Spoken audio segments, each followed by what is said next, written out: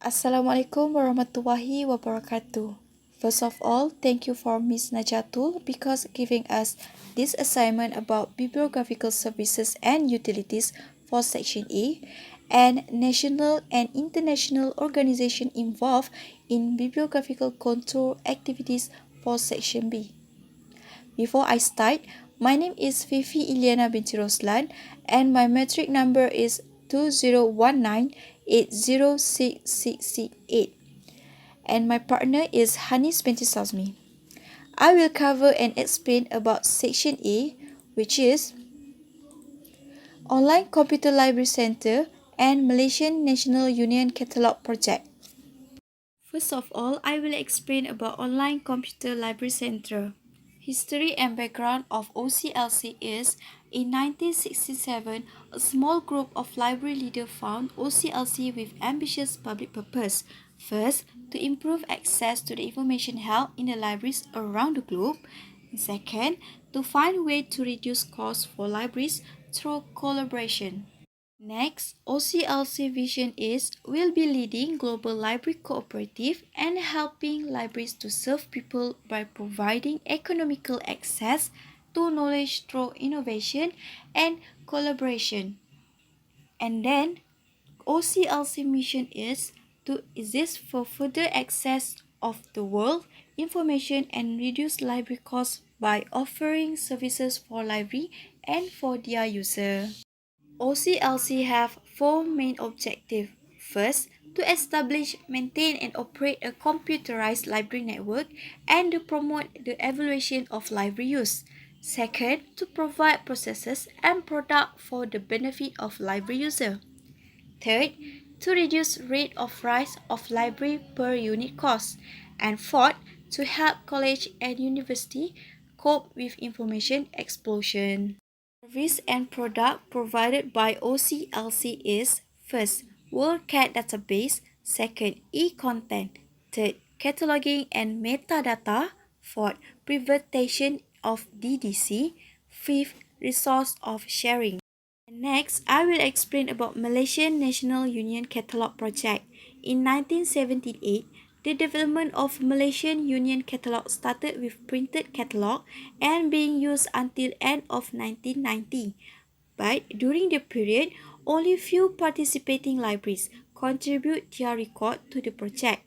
It involved only few libraries, which is National Library of Malaysia and 5 university libraries.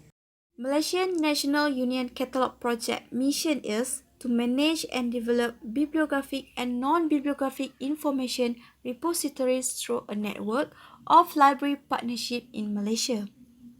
The objective is to establish a centralized database to facilitate access a material and location information source. Second, help to share resource. Third, simplify the process of cooperation in cataloging.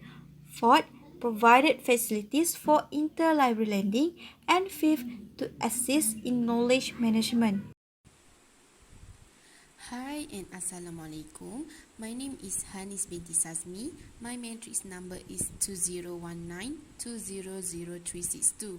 Okay, for section B, I will explain about national and international organization involved in bibliographic control activities. So, for introduction, bibliographic control means enough listing of records of knowledge in all types. And in this section, we decided to choose UNESCO and National Library of Malaysia.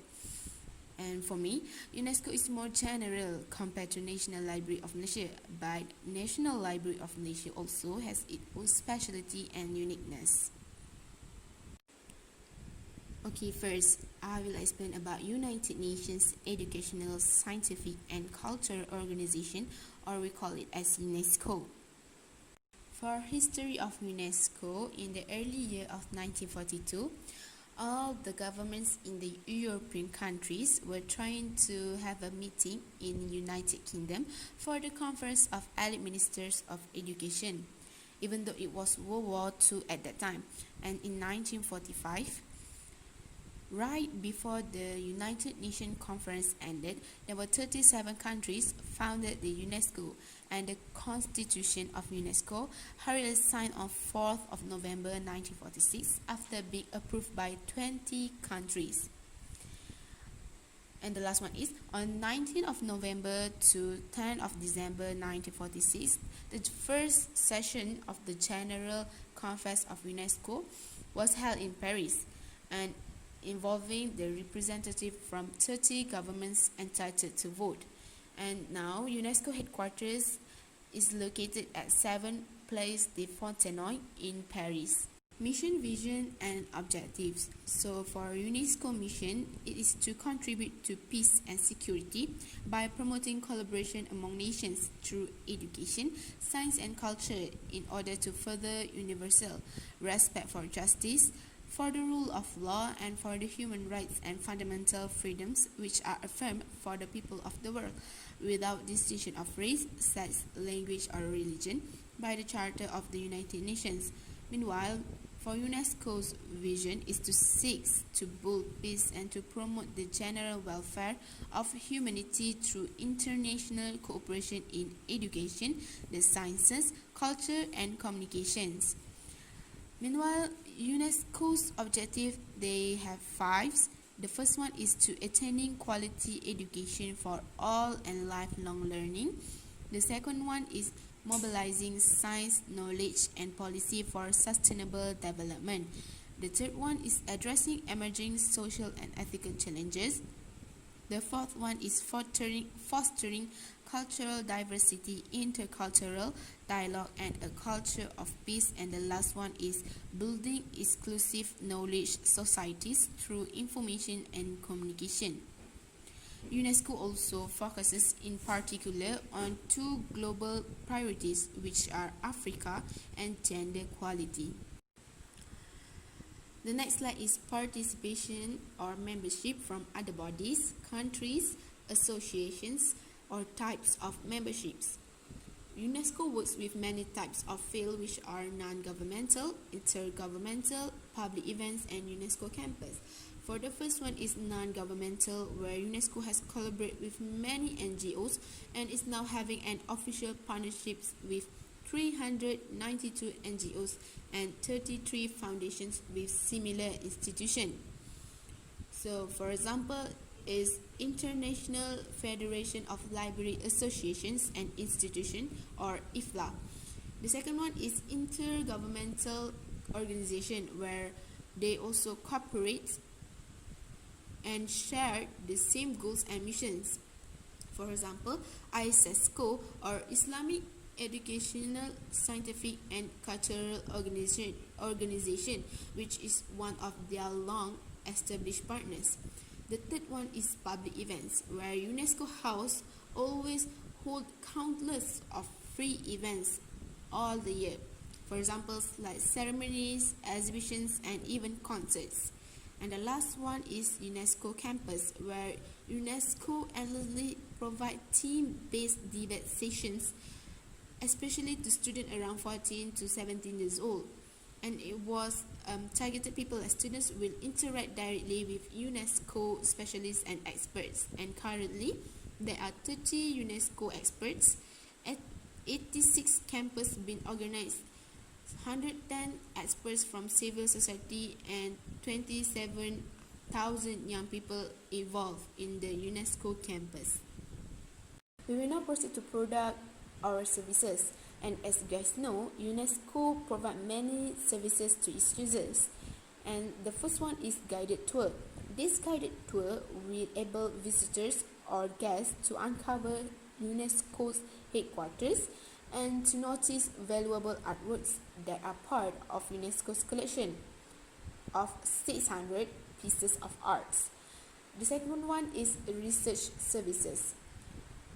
These services is to serve its members with library materials and information needed, but only people with valid UNESCO badge can access to the library.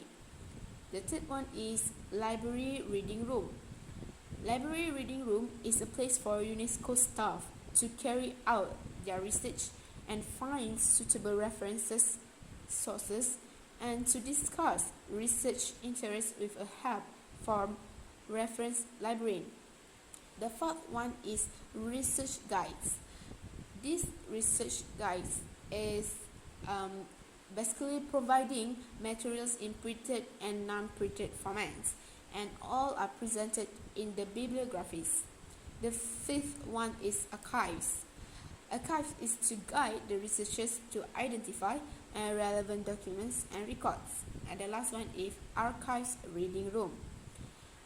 Archive reading room is open to public for archival research and consultation, but any visitors need to bring identification card to be exchanged with UNESCO valid badge. Next is benefits.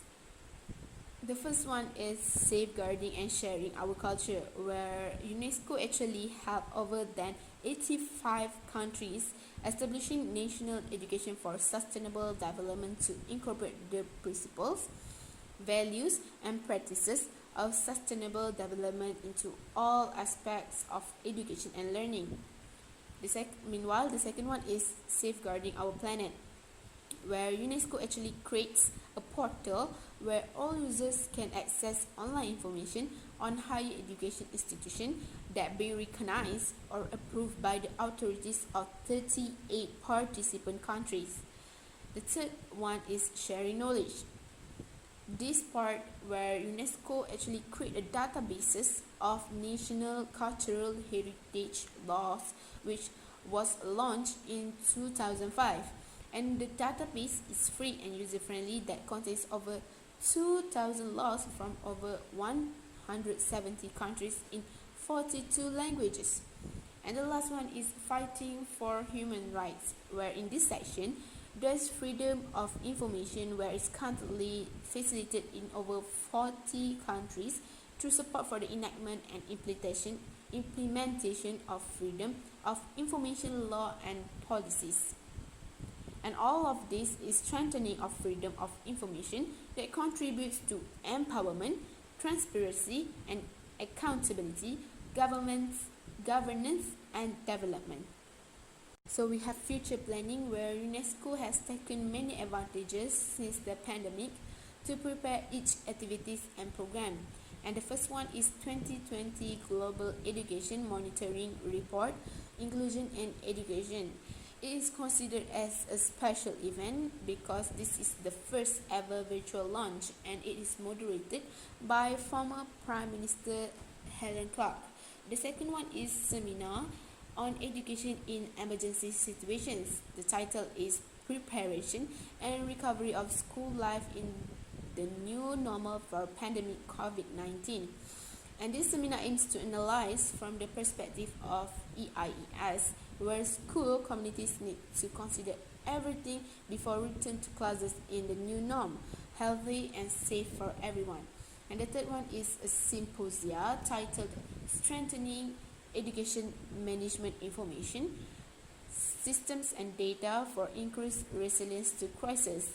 And this second symposia will focus on the role of MES within the EIE data landscape, where it aims to address the humanitarian and developments. The second national and international organization involved in bibliographic control activities is National Library of Niger, or NLM. The history of National Library of Niger between the year of 1956 until 1961 is a special year because the Public Library Services for the Federation of Malaya received a memorandum from Malayan Library Group, and between 1962 until 1971 they received a donation as much as 500,000 ringgit from the Lee Foundation as a basis to begin the fund, and it is considered as a unit under National Archives. Between 1972 until 1977, our former Prime Minister has visited the National Library, and soon the National Library became a federal government department.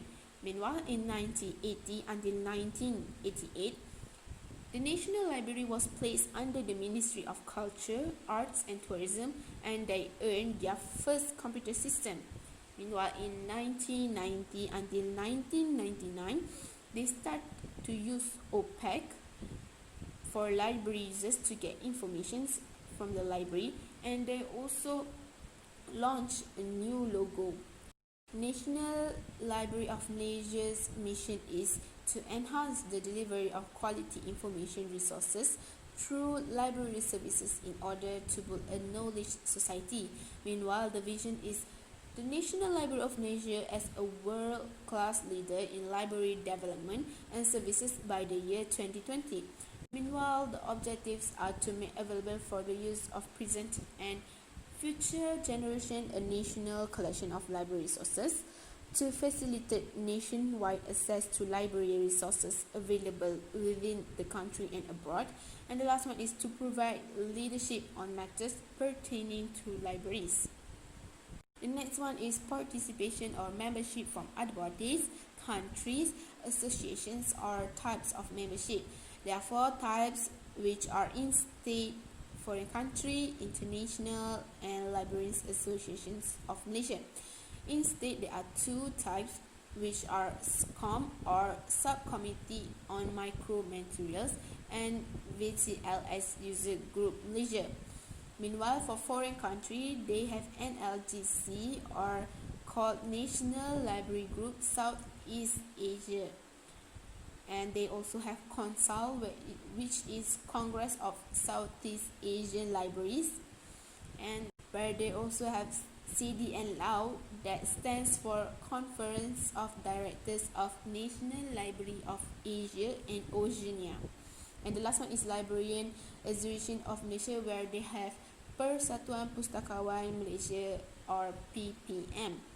We will now proceed to product or services. National Library of Malaysia divided their services into 3 types, which are public, publishers, and interlibraries. For public, they provide lending services, electronic resources services, and also visit application.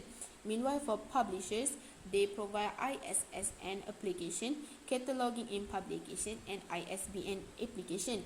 Meanwhile, for interlibraries, they provide conservation services and consultation services. Benefits of National Library of Malaysia is they have no fees charges, and for the members, they can borrow any 3 books for 3 weeks and easily participate in any activities. They also can subscribe to many electronic and digital resources, and it is basically a perfect place to hang out. For future planning, actually NLM offers many programs such as Information Literacy Quiz, Jawi Clinic at IKIM FM, and also my favorite reading materials. Thank you for listening. Stay safe, stay at home. Thank you.